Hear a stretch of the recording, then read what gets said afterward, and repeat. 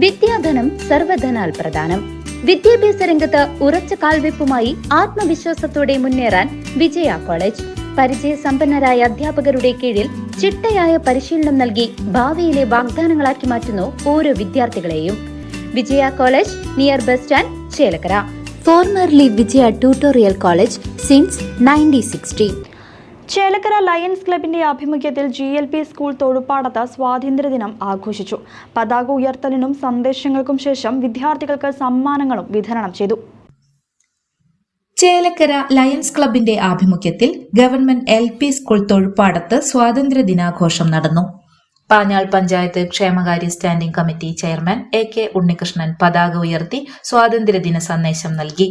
Lions club president TG Suresh അധ്യക്ഷത വഹിച്ച ചടങ്ങിൽ റീജിയണൽ ചെയർമാൻ ഗോപി ചക്കുന്നത്ത് മുഖ്യാതിഥിയായിരുന്നു. തുടക്കം കുറിക്കുമ്പോൾ നാം ഒന്ന് മനസ്സിലാക്കണം, നമ്മുടെ ഭരണഘടനയിലെ ആർട്ടിക്കിൾ 19 മുതൽ 25 വരെ വളരെ വിശദമായി നമ്മുടെ സ്വാതന്ത്ര്യദിനത്തിന്റെയും ഭരണഘടനയുടെയും വിവരങ്ങളാണ് കൊടുത്തിരിക്കുന്നത്.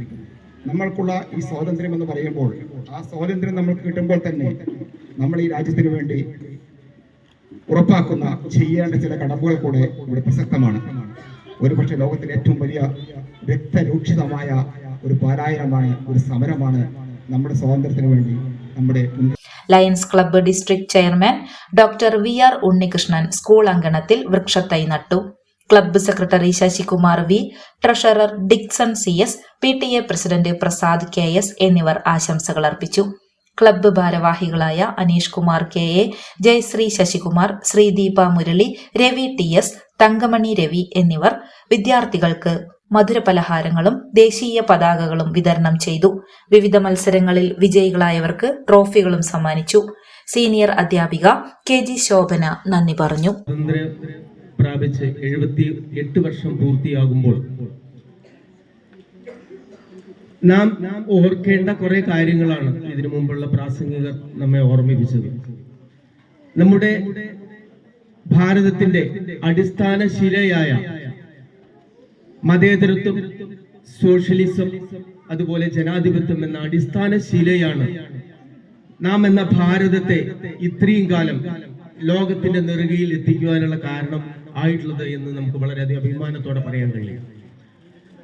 ആ 78 വർഷങ്ങൾക്ക് മുമ്പ് സ്വാതന്ത്ര്യം പ്രാപിച്ച മറ്റ് രാജ്യങ്ങൾ മറ്റ് പല കാരണങ്ങളാൽ ഛിന്ന ഭിന്നമായി പോകുമ്പോഴും, അല്ലെങ്കിൽ അവർക്ക് വലിയ പുരോഗതി ഇല്ലാത്തതിന്റെ പ്രധാനമായ കാരണം ഈ അടിസ്ഥാന ഘടകമായിട്ടുള്ള മതേതരത്വം, എല്ലാ ജനങ്ങളെയും ഒരേപോലെ കാണുക, അതുപോലെ തന്നെ സോഷ്യലിസം എന്ന അടിസ്ഥാന ശില,